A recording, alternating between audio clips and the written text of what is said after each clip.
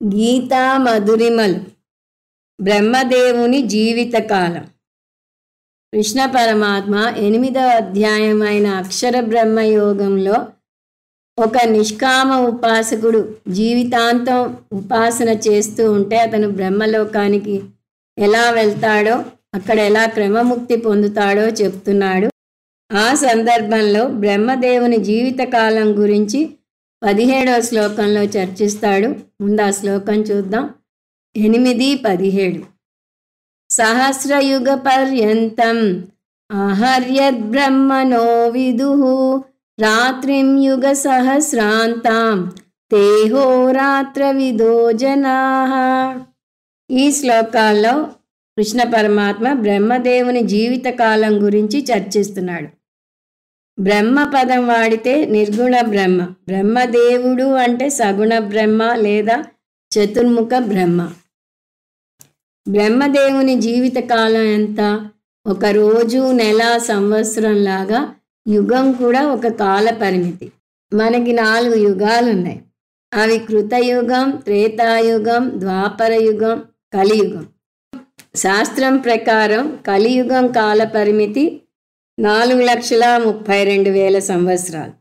ద్వాపర యుగం కాల పరిమితి కలియుగం ఇంటూ 2 అంటే 8,64,000.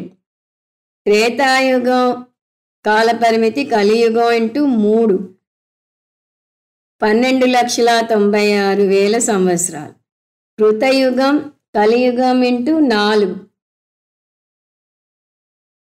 అంటే 17,28,000 సంవత్సరాలు. ఇప్పుడు చతుర్యుగాలు కలిపితే అంటే 4 యుగాల మొత్తం కలిపితే 43,20,000 సంవత్సరాలు వస్తుంది.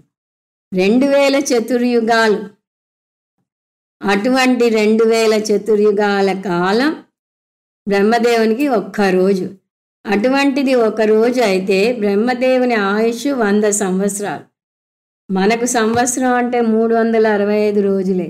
కానీ బ్రహ్మదేవునికి ఒక్కరోజే 2,000 చతుర్యుగాల కాలం అయితే 100 సంవత్సరాలు ఎంతకాలం ఉంటుందో ఊహించండి.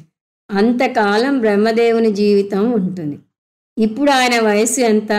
ఏ పూజ చేసినా సంకల్పంలో మనం చదివేది గుర్తు తెచ్చుకోవాలి. బ్రహ్మ పరార్థకాలే అంటాం. పరార్థం అంటే 50 సంవత్సరాలు. బ్రహ్మకు ఇలా పరార్థ ద్వయం ఉంది అంటే 2 50 సంవత్సరాలు. ఇప్పుడు ద్వితీయ పరార్థే అని చదువుతాం. అంటే 50 సంవత్సరాలు పూర్తయి 51లోకి అడుగు పెట్టాడు. మొదటి రోజు 2,000 చతుర్యుగాలు ఉన్నాయి. అంటే ఆయనకి ఇంకా ఎంతకాలం ఉందో లెక్క వేసుకోండి. ఈ 2,000 చతుర్యుగాల కాలంలో 1000 చతుర్యుగాలు బ్రహ్మదేవుడు మేల్కొని ఉంటాడు, 1000 చతుర్యుగాలు పడుకుని ఉంటాడు. సహస్రయుగ పర్యంతం 1000 చతుర్యుగాలు. ఇక్కడ యుగం అంటే చతుర్యుగం అని తీసుకోవాలి. ఆహాహ బ్రహ్మదేవునికి పగలు, యుగ సహస్రాంతం రాత్రిం. ఇంకొక 1000 చతుర్యుగాలు బ్రహ్మదేవునికి రాత్రి కాలం. ఇవన్నీ ఎవరికి తెలుసు? అహోరాత్ర విదో జనాహ.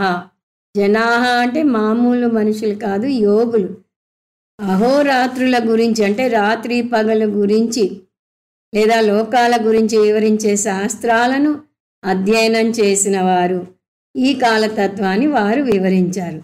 బ్రహ్మ యొక్క రాత్రి పగలులో సృష్టి జరుగుతుంది అని రాబోయే శ్లోకాల్లో చెబుతాడు కృష్ణ పరమాత్మ.